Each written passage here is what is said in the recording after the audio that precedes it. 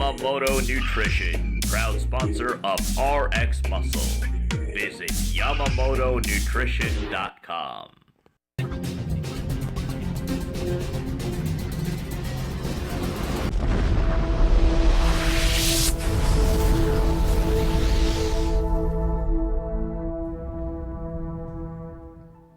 Welcome back to Live With, brought to you by Yamamoto Nutrition. I'm Dave Palumbo, and I'm sitting here in studio with a good friend and IFBB Pro, Sheila Bleck. Welcome to our humble abode here. Thank you. I love it. It's cool.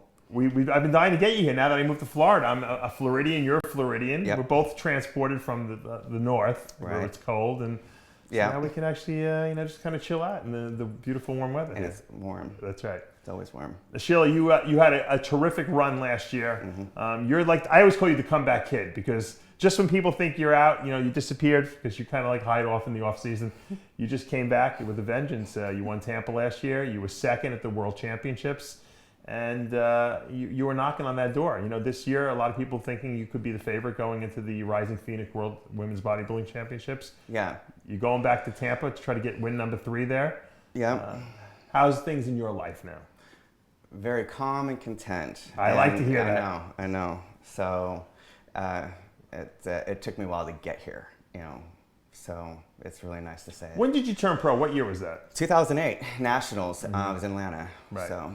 And that's quite a bit of time. It feels like it was just the other day, but really, and it took you a while to do it. It wasn't like an easy run for you. Nope, because the first time I ever did it at Nationals was like 2000. But that was just me kind of coming out because I won a couple of overalls and up in the Great North, West there. And then you see how these women, it was deep. That was back when it was really hardcore in the Nationals. I remember when you first came out. All I remember is your routine, because you always had these amazing routines. 2006, they allowed me to. Yeah. They finally put me in the top 5 to perform, and it was to. And I was like, oh my God, who is this person? Where did this come from? I knew you still needed a little refinement to your physique, but your presentation was tremendous. Where did that artistic flair come from? That willingness and that love of performance? I would think, ever since I was a kid, it was even before I was probably like even going to junior high. We had MTV during our time, and we had Solid Gold. Okay, we had Soul Train. We had all those dance sites that they were on TV all the time.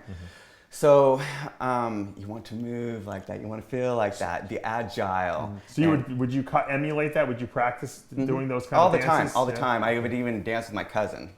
And so hitting junior high, we had modern dance. It's kind of cheesy stuff, but I actually took it serious. So even when I went home, I practiced the steps, the pas de bourrées, the sachets, and the transitions, And then coming into high school, we all took it together. Us girls, there was probably about 6 of us that we were all through junior high and going all through high school.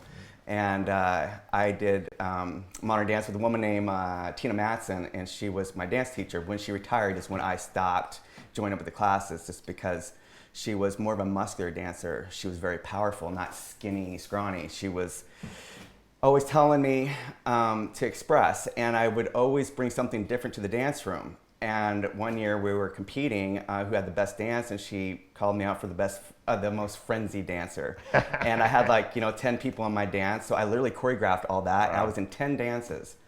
What are we watching here? Do you remember what show this was from? This is 2006 Nationals. So this is one of the first times you were posing on stage, in a national stage.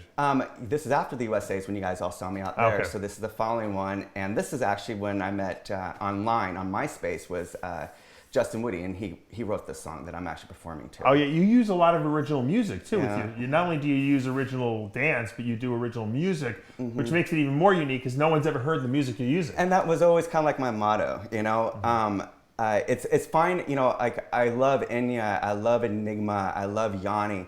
And sure, sometimes I do want to bring it to the stage because you guys would be familiar with it. It's very easy to choreograph to, move to, and it makes sense with bodybuilding, with bone and joint, with all that movement, So in my mind, when a bodybuilder's performing to music, it has to make sense.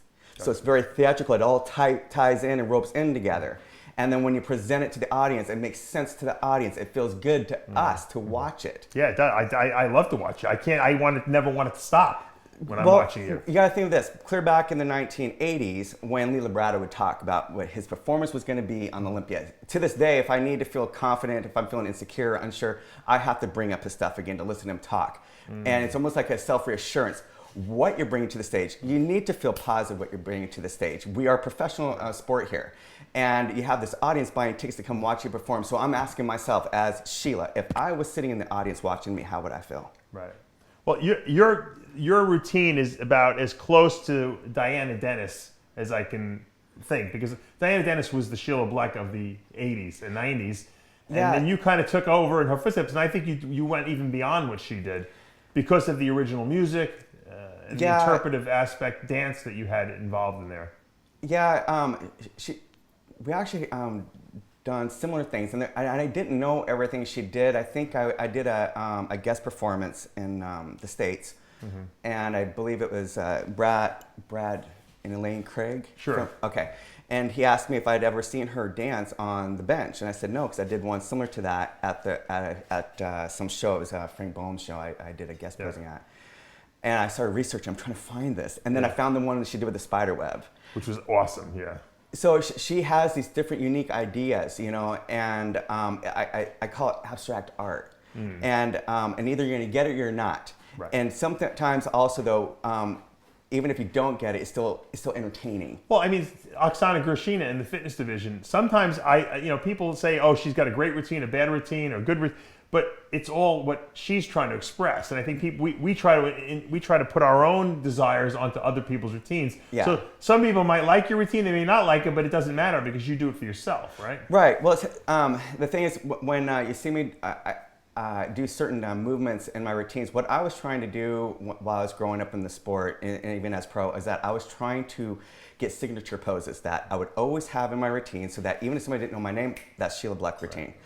What's the signature Sheila Bleck pose? I would say it's the reverse archer for the leg pose, where I am doing that. Okay. There's that one. The other one would be my water wheel, which I did at the Olympia. When I come down, Sean Ray said it was something like a bicycle. It's like, it's not. I imagine my water wheel. He's an expert in everything, but he's an expert in nothing, really. When I go up into the shoulder stand, I do the splits. I call that my tree of life. Okay. And when I bring it back up and bring it down, that's my angel. See, I'm learning something now about your routine. Who do you feel in this? Let's do women first. In the women's end, who do you like really look at? And I mean, we mentioned Diana Dennis, but other than her, who do you look at and say, wow, that's a great poser? None today. But back when I was growing up, Shirley Beatty was phenomenal. Yeah, she was good too. Yeah. She was very good, and she was deaf. She couldn't even hear the music. You know? She would feel her music, and so I knew this at a young age, and so I was really inspired by her. I'd read on her. I would try to measure, see if I'm gonna be 5'6" tall, and I'd weigh myself, going, okay, she's 160 pounds now, you know. So, and she was Oregon, so she was my idol, you know. Her and Tracy Lopez, and you may not know Tracy Lopez, but if you talk to Stan Efferdine, it was his girlfriend. Oh, okay. And I was very young, and I found out that she was in Eugene. So Sherry and I would drive. I mean, I was an insecure kid, but literally we knew where she was at. Oh, really? And we would get on a machine because she'd be right there. And I still have a photo of her from a magazine I've had since I was 19 years old, still crystal. I found it in my stuff when I was back home last year. So Tracy was another form, our height, within 5'5", 5'6". And she won, like, I think it was like, I don't know if it was a North Americans or Jan Tanas. It was back then. Yeah. And Stan and Tracy came to our gym. I was working for my first bodybuilding coach, Jake Grabo. And we're going back over 20 years ago. And so it's funny, it's that long ago. So I would pay attention to her. And I'd pay attention to Shelley. So, but other than that, I basically paid attention to guys when it came to posing. Who did you like in the men's division? Who do you think was some of the best poses? Give me your top three. The best performers will always be, for me, is Lee Labrada. There's nobody as sharp as him, as powerful as him. The transitions, the endurance, the creativity, the music. I could go on. When it came to, if you like drama, then you would like Bob Paris. Right. If you like a little bit of drama and power, it would be Kevin Leverone back in his time. Okay, yeah. But Kevin was a good poser. Yeah, he was. You know, he was very into himself. And I'm not saying in an arrogant way. He knew. He would look at himself, but he knew it was there. And he said he never prepared a routine. He would wing it on stage. But what it was that he's familiar with himself. Right. he does practice posing, but he may not have roped things together. He just went out there and did what his heart felt, what he felt most confident with. You're not going to go out there and pose a pose that doesn't look good on you. Right. You're going to put out there what looks best on you. So you think those are the top three? What do you think about the modern guys that are like, the Melvin Anthonys and the Kai Greens? Kai will always be one of the top in the world of being articulate. And there's moves that he does that people would not be able to duplicate because they're his, for his body type. And only a choreographer would point that out. You're not going to on the stage the way he does it, and it looks so like a spider, and every muscle, he knows what you guys are seeing because he's practiced it and he can feel it. And he has that tempo with his music, so he's becoming one with his song. Gotcha. So he will always be the most incredible. But to match their body, that when they're presenting their statuette, I should say. From a bodybuilding standpoint, you're talking about, not just from a dance standpoint. Yeah, I'm going to cut that portion out. I would look at Cedric. Cedric, okay. Yeah, Cedric, is that how you say his name? He's very beautiful to look at, and he loves to perform certain poses because he knows it looks great on his dynamic frame. Right. He hits very unique poses too. And because he's quiet and sensible, but yet strong about it, he has our attention. We are with him, and that is a performer. When a performer is doing that, it's that energy that engages with the audience, and we're with him. Right. So he does it beautifully. Because you're right, there are people out there that have like technically good routines, but they don't connect with the audience. And is that something can you learn to do that, or why would someone not connect with the audience? Because it's the energy, and it's because you're not connected with yourself and your music. Interesting. Okay. We are all made up of energy. If you are comfortable with your song and all your movements, the audience is going to get that, and they're going to feel that. It's like Zane Watson. This will be my new favorite pro in the world, is Zane Watson. I watched him. I said, you just stole everything. Really? Because this is a man that nobody knew, just like me, coming out of nationals. Nobody knew me. We interviewed him, by the way. But Good. But he found a song that his heart connected with, his soul connected with. So he obviously worked on it every week, and he found the poses that worked best for him, and he roped it together to sync and make sense with his song, and he came and displayed it and represented himself very well at the Arnold Classic. Now, Arnold created this posing round that gets scored in the men's open and the 212 at all the Arnold Classics now. Whether they keep it or not, who knows? Okay. Do you think that's good for the sport? Would you like to see the posing count more? Yes. Okay. Because number one, that is what's going to, it's like going to a dance show, a ballet show, and if all the dances suck, would you want to be there again? No, I find it very boring. There's Zane's routine you were talking about. Yeah. And he starts smiling because he knows he's nailing his routine when he's doing it. And so he was very fun. I enjoyed watching him perform. He practiced very hard. Is this the Arnold show? Yeah, this is the Arnold, okay. He's a second generation bodybuilder. His parents both competed, which was I find we're at that stage now where we're seeing kids of parents. Even Librata's son is going to be competing this year. Sergio, right? Okay, yep. So he had a very athletic body right there. That he spent a lot of time to get into that, and that right here is like an old school Lee Librata. Right, and that's very. You can see he's comfortable with the pose. A lot of people don't look comfortable on stage. See how he's lunging and transitioning into the lunge, into the hip movements, and he has that foot back there. He's going to transition to the front. He practiced his footwork. Yeah. A lot of people do not practice. I tell people you pose from the ground up. Yeah, that's what I was always taught too. You got to pose the legs first, and then pose get up. your feet positioned. So what would be a simple bit of advice you can give to someone if maybe new people out there are watching this and they're saying, everything Sheila's saying is ringing true with me, but I don't know how to go about this. Like, where do I start? How do I start learning how to pose? So when I was young, let's just say I knew I was going to compete when I graduated from high school. So every day or every weekend, I'd be down the gym, and I would grab all my mandatories. Okay. I would find a song that I could pose to, and what I would do, I would rope from one movement, go into another movement. So the transitions are what's learn important. to move fluently, like water, okay? And hold your pose when you get there. Boom, go again. It doesn't matter what you're doing, just keep going. Yeah. And every time you stutter, just let it go and go to somewhere else. So don't worry about making mistakes. Right, because when we as an audience, when we're watching movement, we don't know that there's a mistake. Right. Just keep flowing, and you'll find that cue, and that's part of dance. We will also know if we miss that cue, we keep going. We might have a grin, improv, get back into it. You know. Do you now? I know because I've sent people to you, but do you enjoy teaching other people how to pose now? When I'm not prepping, yeah, because what I do is that I study their body alignment.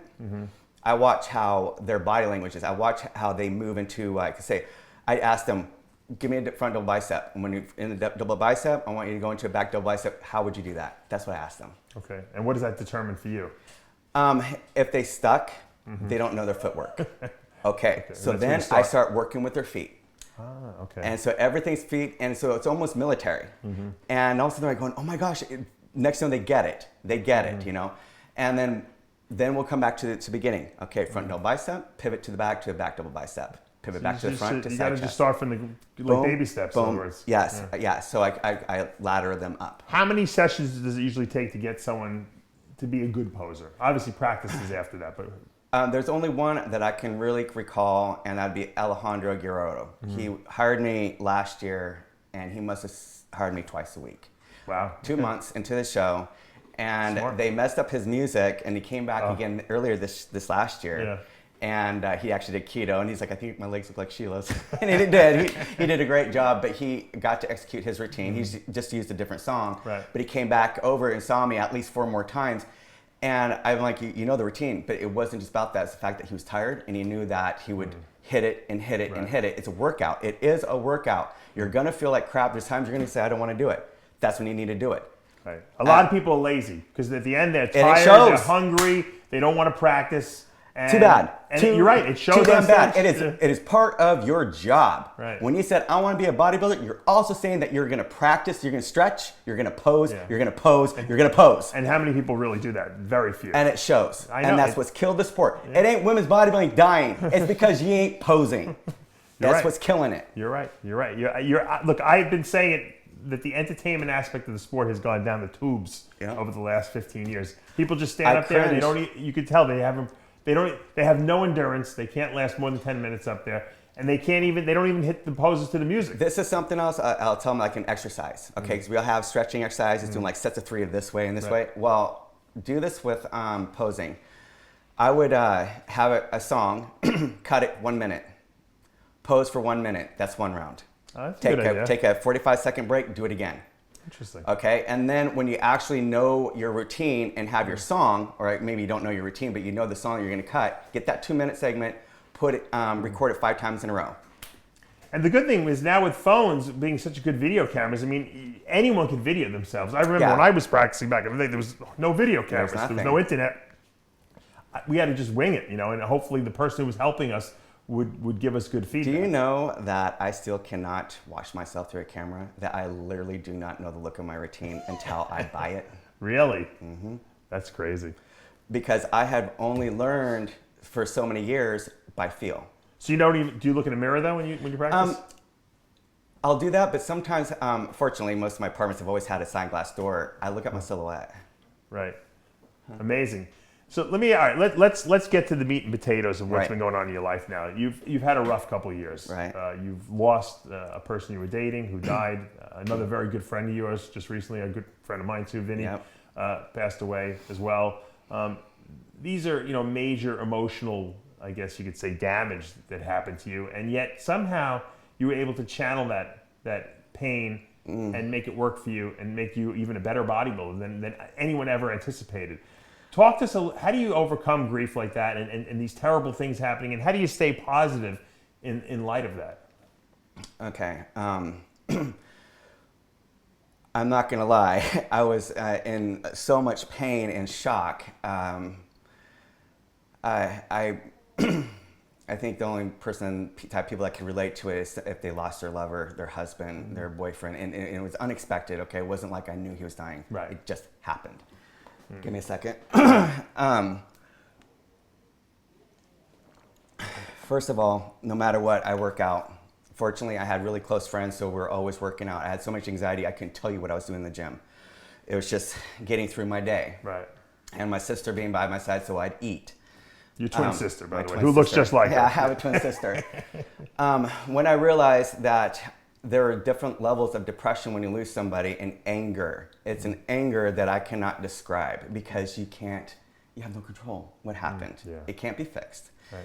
And people get mean when their son dies. And there's a lot of things I went through. So Dealing with families you're talking about. yeah, I was basically locked out for the funeral. I didn't get to be at my own boyfriend's funeral. Wow. A jealous mom, hateful, bitter. But Oh, the club would keep me close, And 'Cause he was in a bike. with the Reapers. Yeah, he was a sport bike club out here. But they would stay close. But I just told AWOL, which is his biker brother, I remain very close even to this day. And I realized I can only handle one person. I don't need an entourage. And I realized that I'm learning something new about myself. This is going to be very hard. And I realized that he died next to my bed. So there I was walking over this path every day. And I would call up our friend, Vinny, and I started suffering a lot more. And Vinny and I always talk about boxing, and I hadn't done it. And so I hired Josh Rafferty. He was at Cultist Gym. It was actually a friend of Dave Batista's. And I came up to him. The wrestler, Dave Batista. Yes. And this kid is a professional MMA fighter. I came up to him. I said, here's $500. I don't want you to know me. I don't want you to know what I'm good at. I said, just know I'm in so much pain and my ADD's all over the map. I cannot focus, bleed out my pain. He said, okay, let's go. He didn't show me sincerity of nothing. Did you even know anything about boxing when you got into it? Yeah. My you twin sister was a boxer over 20 years ago. So you knew how to throw I punches. throw punches, kicks, but I just hadn't been doing it, So that was the way you kind of vented your emotional pain? That, and if you've never worked on a speed bag, this takes a lot of focus, okay? The moment your focus goes off, you're gonna mess up. So that's when I knew, that's how I was measuring my focus, my healing, my mental healing. Then I was grabbing magazines. Folks, if you have issues with anxiety, allowing so much negativity in the brain, your mind's constantly repeating it, I suggest the word brain resilience. This is what I started working on. What is that? Brain resilience, basically, even scientists this day have a hard time understanding the brain, how we as personalities react, to certain traumatic situations, or even if we don't, if we're introverts, extroverts.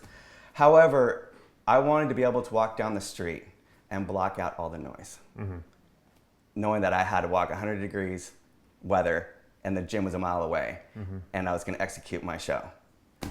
That's right. You had no car. You gave up your car, right? I purposely got rid of my car. You got rid of a car and you were walking everywhere.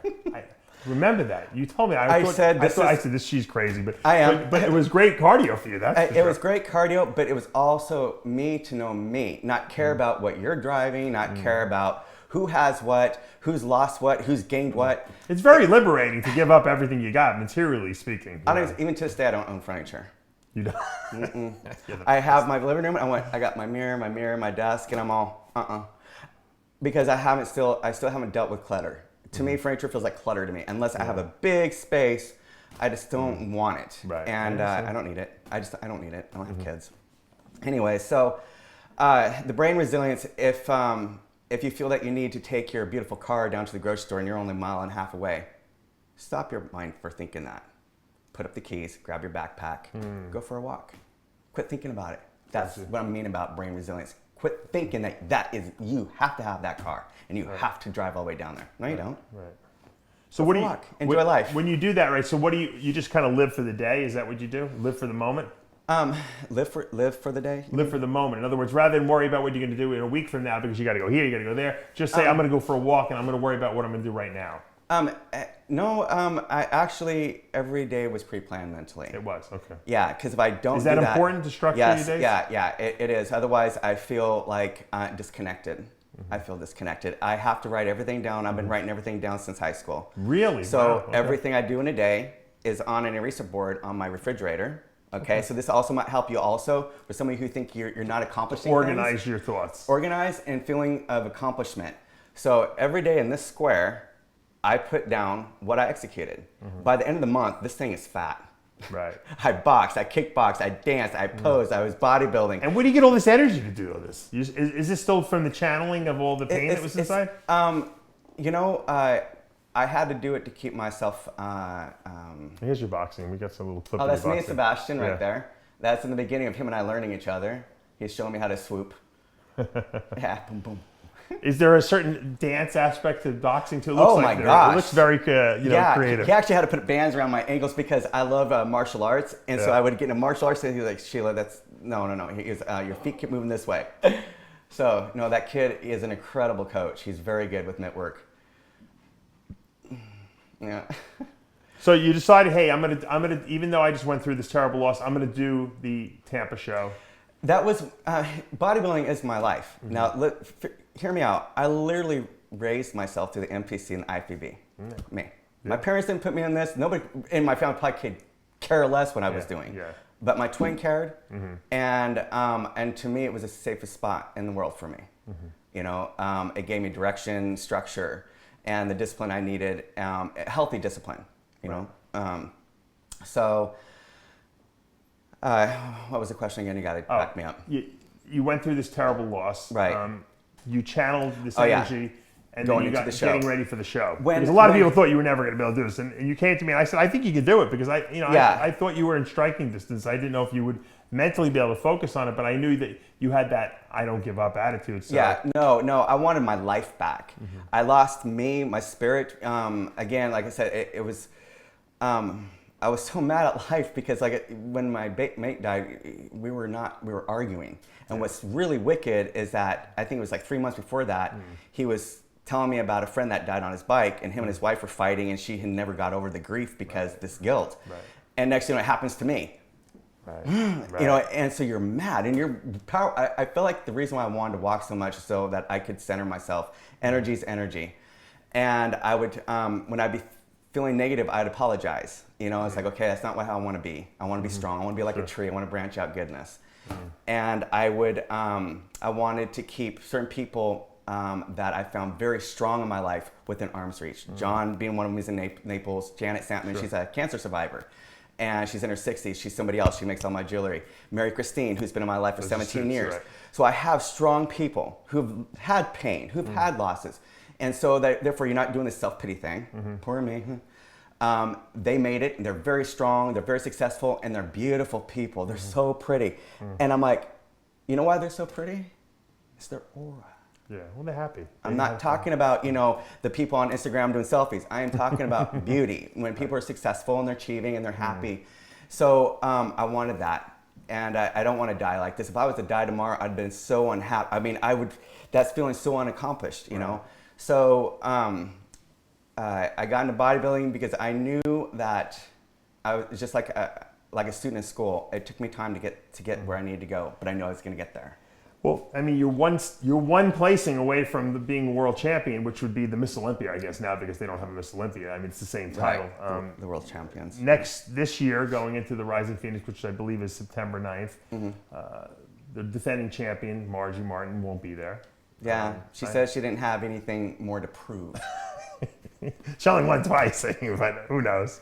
I was like, okay. So, but it's going to be a very competitive show. Obviously, there's $150,000 in prizes up for grabs. Right. So that's a nice incentive. It's probably a bigger incentive than any other women's sport out there. But it was definitely bigger than the Olympia because they actually even started taking money from our purse, and I think it would take even more in the year that they retired us in 2014. Yeah, it was not a big purse like it used to be. They got all these divisions. They got to split it up. But they shouldn't be doing that. Yeah. Why be taking from our purse? That's where I never understood. Right. And they're like, well, there's not enough sponsors for you guys or whatever it was. However they rationalize it. But the Wings of Strength people have really put a lot of money into the sport. That and the women's they're like end of things. The bear claws. This is protected.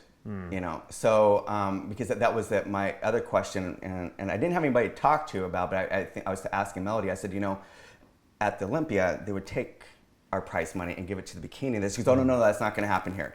Trust me, it's not going to happen here. I'm like, okay. Yeah. She knows something I don't know because I was just curious. Well, I think wasn't it $75,000 or a $50,000 first prize and then a $75,000 Jeep on top of that? It's $65,000, $67,000, whatever it is. But now, if you won the Jeep, would you sell it or would you actually have a vehicle to ride around in now? And I believe that they have a contract that you sign for, you keep it for at least 2 years because it is a promo truck. Right. And the champion should be driving it to shows. Well, yeah, but you've been walking around everywhere, so I'm thinking maybe you might not want to drive. Right. No, I actually, I have a future plan, and I was just telling Amanda, your wife, about it. Yeah. But and we'll talk about it later. But it would definitely, I would definitely use it for promo shows nearby. What's this? Oh, sorry. Anyways, I forgot what I was saying. I got distracted. The truck. Okay, the truck.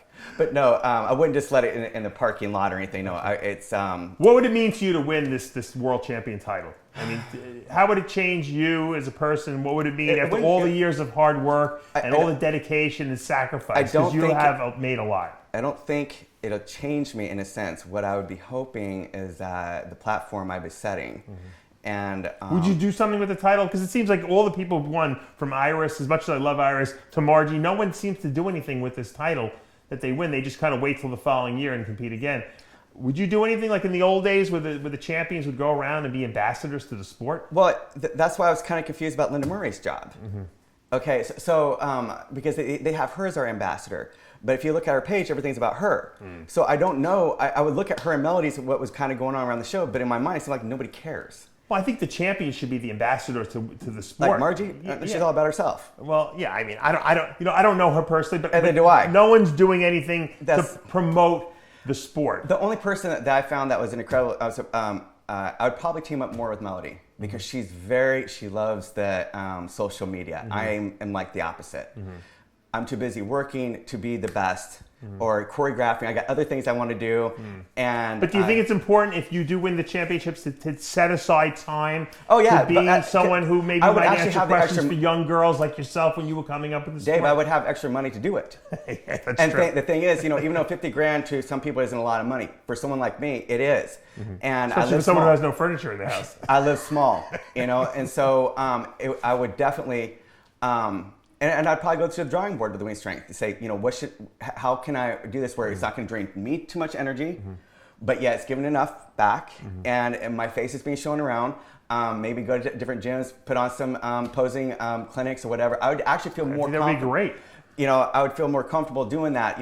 I've put up posters before, but it's almost like everybody scatters like cockroaches. The moment I stop promoting it, next thing you know, they all start coming around. Well, it's weird. As the world champion or Miss Olympia, whatever you want to call it, I think you would have more clout too. I think people would say, she's the champion. I think we want to hear what she's got to say. Yeah. So to say that it would change me, no. I like who I am. I'm always going to be an underdog, even though I'm pro. I don't forget where I come from, ever. And what it means to me in the sport, I know it's sport, but it's also artwork to me. Of course it is. It's a beauty pageant. It really is. I mean, when you think about it, it's a pageant where you have to perform multiple rounds. One of them being muscularity, but the other being, like you said, artistic interpretation. And here's the thing, and I don't care how anybody takes this. It's just like what we were saying before we turn on the camera. If we collided the classes and actually, got rid of women's bodybuilding and it became physique. Do you think that will happen? I think it'd be healthier. Yeah, I do. And I'm not talking about body-wise. I'm talking about I think they're close enough stigma now. Here, that this thing that's happening, this it's creating chaos. It's creating this, havoc. Like, they're trying to get rid of us. Nobody got rid of anybody. What Bob Cicherillo did, he fabricated a physique class that would bring back women's classic bodybuilding to save us. Not to get rid of you. He didn't use bug spray. None of us did. Right. Okay? I don't feel insulted. Yeah. And so, I'm 10 pounds heavier than you, BFD. You don't do what I do on the stage. So a lot of these girls can't compare themselves to me. I think you're saying I think you're agreeing with what I have been saying all along. That I think that we're so close now. Here's some pictures I just put up. We're so close in women's physique to bodybuilding. The physiques have basically come together. And I think we can combine the classes and make one Miss Olympia again. Yeah. Call it women's physique, whatever, but it can be called the Miss Olympia. And I think that the people are close enough in the way they look now where there isn't this big split anymore. I got a lot of physique women that follow my work. They're even trying to do my routines. Right. Okay? I'm sure. These women are building up. They're dieting down like us. They're getting grainier, more vascular, more details, which is why I love bodybuilding. It wasn't like just for the size, but I love conditioning. Sure. I live for that. I love it. So, to me, it wasn't about being the biggest in the world, you know. And I think, you know, that's almost like an insecurity of somebody. I think you took, a lot of people said you didn't have what it took to be Miss Olympia. And That's now fine. you're one spot away from proving them wrong and saying F you in their face, because let's Perseverance. face it. Well, you took a physique and you Perseverance. maximized the tools that you had. You perfected it with the posing excellence that you bring to the stage and professionalism. Yeah. And you just didn't give up. People ask you, what's the secret to success in bodybuilding? I'm like, don't quit. Right. If you quit, you'll never make it. No, that was it's a mindset. Okay, don't think I never took 11th before, and don't think I never taken 16th, and don't think I never came in off at a show and my own heart broke. I broke my own heart. If you really want to be better, you'll hire somebody that scares the shit out of you. Okay, you know, I was. You stood in your own kitchen and said, Sheila, you still had goo on your ass. Okay, that's like, you know, you having that interview with Alicia Young and you going, girl, you could have still gotten leaner. She's like, it stings. Yeah. But if you really want to fix it, go fix it. Right. You got to hear the truth. If you're not willing to hear the truth, then you're never going to And be you better. think you're doing a lot of work, but you're not. And I think what really opened my eyes was having 4 days, what was it, three or 4 days I had with Dr. Michelle Neal. Oh, yeah, I remember Michelle. She flew me out to her home, and this is somebody that was serious who wanted to perform better and be a better poser. Her living room was cleared. We had a yoga mirror. I was with her for a couple days. Yeah, she's an awesome. I worked with her, and that was many years. discipline, and I was looking at her, and I was just inspired to this day. That is who the woman that's in my head. I haven't talked to her in a long time, but she should have been a pro. She should have won the USA, you know, and they kind of they screwed her over that one year and a few times actually. That was bad. But yeah, she was a perfectionist, professionalism, you know. I said, yeah. And you know, that's somebody that was still doing schooling, working, and breaking up her routines, her training. And so that's when I went, huh. And when I went pro, I broke mine up in threes, like doing 45 minutes, 45, or an hour. So it wasn't like, you know, a couple hours here and a couple hours here. She goes, oh, so there's the only way I can do this, you know, because she would come home from work. Busy schedule, yeah. Yeah, and so I'm going to do the same. And that last, it fixed that last 4 weeks going in when I went pro. And everybody thought I was being prepped by you. I went, no. And because I still was on, she's the one that was pushing me on the mega fats. Sheila, you got to take these supplements. Yeah, we were both, I had her into doing a lot of fats. You know? Yeah. She was into very health and nutrition. I was still kind of scared. And then when I hired John, and it was late of 2009. John Romano, right? Helped you that one year. He had me go strictly keto, and I didn't even have a vegetable on my diet. I remember one day going, John, my diet's really brown. He goes, I told you to have vegetables, Sheila. I went, oh, that's okay. I was like, oh, whatever. Yeah, this is fine. Yeah. And so the good thing about you is that you're a machine. So if you tell you to do it, you do it. You know. Here's the thing, and John may or may not remember, but while we were prepping me, and he didn't hear from me. Rockstar, where are you? What are you doing? I'm all, I'm doing 3 hours of cardio now because this is what you got me doing. Okay, just make sure you're not cheating on your diet. Because listen. You know, I mean, because he said, I never worry about. I know you're never going to cheat. Well, it was his experience back in with Shelly or Tiny Knight. He goes, I'm used to having athletes here where he can keep an eye on them underneath the scope. So, but then, you know, of course, he calmed down with that. You know, he didn't need to. I didn't need to check in all the time, and just when he told me to have photos, blah blah, just like what you do. And then when I think the internet was getting to me. And then that's when he kind of yelled at me. He said, stay off the internet. Get the hell out, you know? It's tough to do that because you want to go see what other people are doing. And you got to just kind of get off. And if I was doing it, you know, it had to be about what I was going to be projecting out there. So my twin helped out with that. But then he would get in my ear on that phone and he'd say, this is your pro debut. This is going to be the most important fucking day of your life. That never left me. Yeah. I was the whole time. Him and I were already a month out from the year pro. You and I have the same favorite movie, which is Rocky. So yes. I mean, you respond well to those kind of like, you know, rah speeches. Yeah, I do. I guess yes. It's like that under the gun feeling. Yeah, absolutely. And so I just jump right in. So anyway, there's a lot for the mindset, you know. Well, it seems like you're in a good place now. We got Tampa coming up in the beginning of August. Yeah. Then you have the Rising Phoenix World Championships, God willing, you know, coming up in September. And it's a big year for you. And like I said, I think that next year, there's going to be a big change in women's bodybuilding physique, and I'd like to see it merge, and I'd like to see, I think so too. The champions from bodybuilding competing against the champions from physique. It's going to increase the competitive field again, okay? Because now it's only been the same women lately, in women's bodybuilding, because it just kind of got like no new people were going into bodybuilding; they were going into physique. Well, yeah, I know that, Tim and Jake started a new one for the Chicago Pro. It's for the European people. I guess you can earn your pro card here. Oh, really? But the thing is that, here's the other thing. During our time, it was difficult to earn your pro card. Absolutely. I had 4 weight classes to overcome to get one overall. pro card, overall, yeah. And I must have... now in bikini, you can come in second and get your pro card.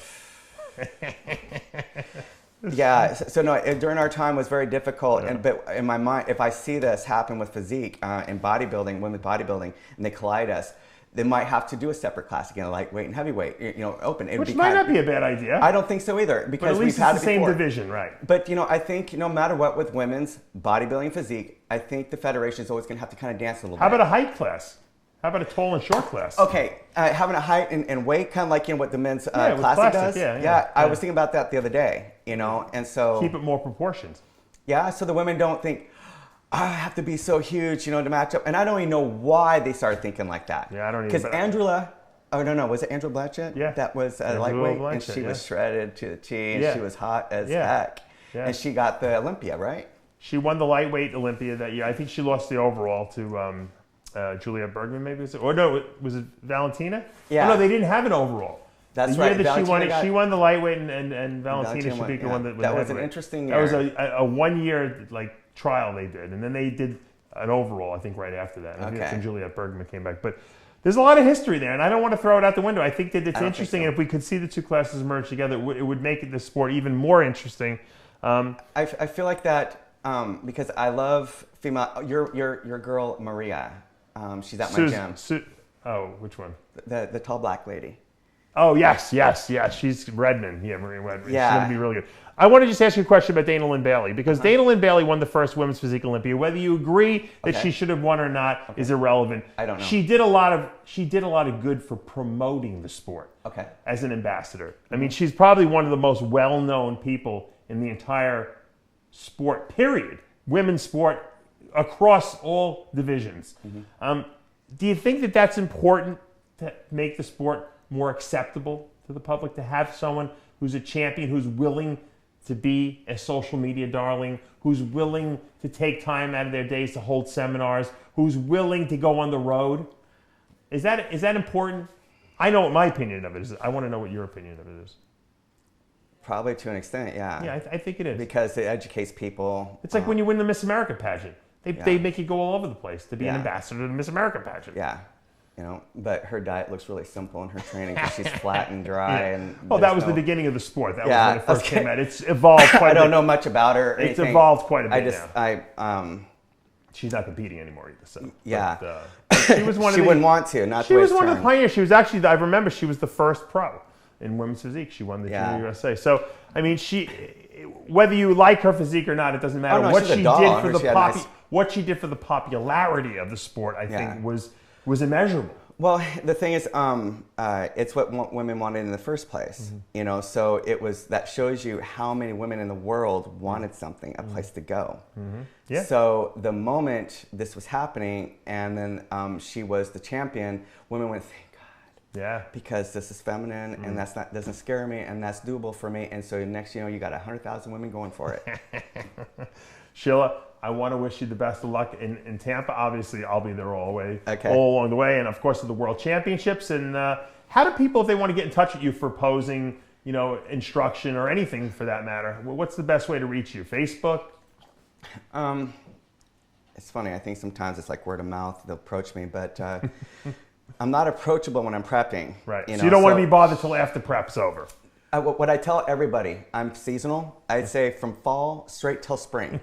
Fall, winter, and spring. Okay. And people make a mistake. They get you, I'm 2 weeks until my show. Yeah. That was retarded. You need a lot of time with them. The best thing to do, you don't have to be shredded to learn your routine or get a routine or learn to pose. So do your routine in the off season is what you're saying. And then you'll be ready for the contest season. All right, well, that's very wise advice. Well, it's like the old saying, you don't do an open bench lift, that you can barely do. You do one that you can, do puking sick. It's the same thing about posing. You should be puking sick and tired of it. You should be able to do it blindfolded, backwards, forwards, doesn't matter. You shouldn't have to think about it. And the only way that can happen is if you do a tremendous amount of practice. And I learned the hard way myself like that too. It's got to be second nature.